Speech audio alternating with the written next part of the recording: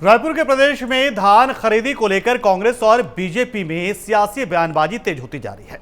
BJP प्रदेश अध्यक्ष अरुण साव के कांग्रेस पर धान खरीदी पर भ्रम फैलाने के आरोप पर कैबिनेट मंत्री मोहम्मद अकबर बीजेपी पर तंज कसते नजर आए। कहा कि धान खरीदी राज्य सरकार के लिए एक बहुत ही महत्वपूर्ण योजना है। मुख्यमंत्री भूपेश बघेल के नेतृत्व में राज्य सरकार प्रदेश के पंजीकृत किसानों से धान खरीदी करती है और बैंकों से ऋण लेकर भुगतान करती है। राज्य सरकार किसानों से धान खरीदी करती है, फिर कस्टम मिलिंग के बाद सेंट्रल पूल में चावल जमा किया जाता है। इसके बाद केंद्र सरकार के जमा चावल के एवज में निर्धारित दर पर भुगतान किया जाता है। वर्ष 2023-24 में 125 लाख मीट्रिक टन धान खरीदी का अनुमान है। उन्होंने बताया कि किसानों से अब तक 15 क्विंटल प्रति एकड़ की दर से धान खरीदी की जा रही थी, जिसे राज्य सरकार ने बढ़ाकर 20 क्विंटल प्रति एकड़ धान खरीदने का निर्णय लिया है। की संख्या भी समिति के आधार पर उसका निर्धारण होता है और 1333 से 2058 जो सेवा सहकारी समिति बनी है, इसके जरिए धान खरीदी का काम होता है। धान खरीदी होती है, धान खरीदी का जो भुगतान होता है वो सेवा सहकारी समिति के द्वारा चेक से भुगतान किया जाता है। भारत सरकार की कोई संस्था आके यहाँ चेक नहीं देती, वो राज्य सरकार की संस्था है।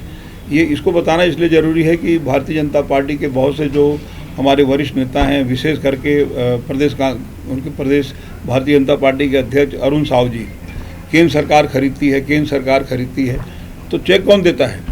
चेक राज्य सरकार की मार्फेड और मार्फेड से सेवा सहकारी समिति, जिसकी संख्या 2058, जब धान बेचने किसान आएगा तो वो चेक जो उसको 3 से 4 दिनों के भीतर उसको भुगतान जो किया जाता है, वो राज्य सरकार जितनी सेवा सहकारी समिति सहकारिता विभाग के अंतर्गत वो लोग भुगतान करते हैं। भारत सरकार की कोई संस्था भुगतान नहीं करती। धान खरीदी होगी और धान खरीदी के बाद उसका तौल होगा, तौल के बाद उसका परिवहन होगा, परिवहन के बाद उसका कस्टम मिलिंग होगा और कस्टम मिलिंग के बाद जो चावल जमा होता है सेंट्रल पूल में, वो चावल का पैसा वहाँ से दिया जाता है। धान खरीदी के लिए किसी प्रकार की कोई राशि बेमेतरा जिले में दिव्यांग जनों ने कल्याण विभाग के अधिकारियों के खिलाफ भारी आक्रोश दिखाते हुए अपर कलेक्टर को ज्ञापन सौंपा। आपको बता दें कि दिव्यांग जनों ने अधिकारियों पर सरकारी सुविधाओं से वंचित रखने का आरोप लगाया।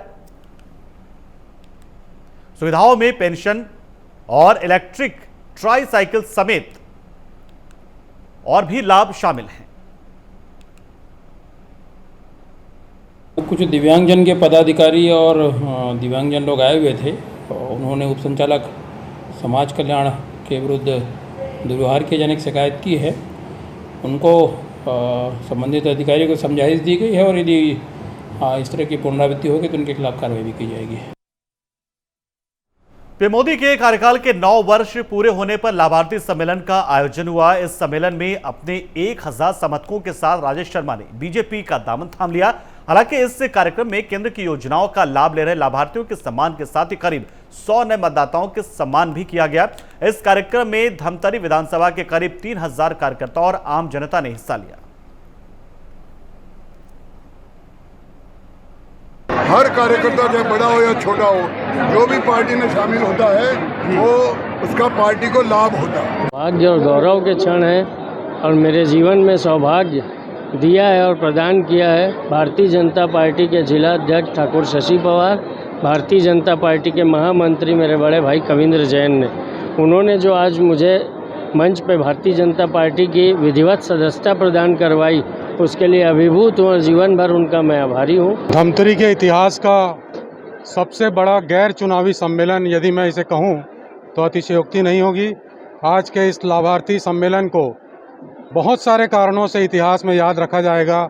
एक तो पहली बार प्रदेश के प्रभारी और भारतीय जनता पार्टी के जो राष्ट्रीय नेता हैं ओम माथुर जी, उनका आगमन यहाँ पर हुआ। और इस बुलेटिन में इतना ही, लेकिन खबरों का सिलसिला प्राइम न्यूज पे लगातार जारी है, तो आप बने रहिए हमारे साथ, देखते रहिए प्राइम न्यूज। नमस्कार।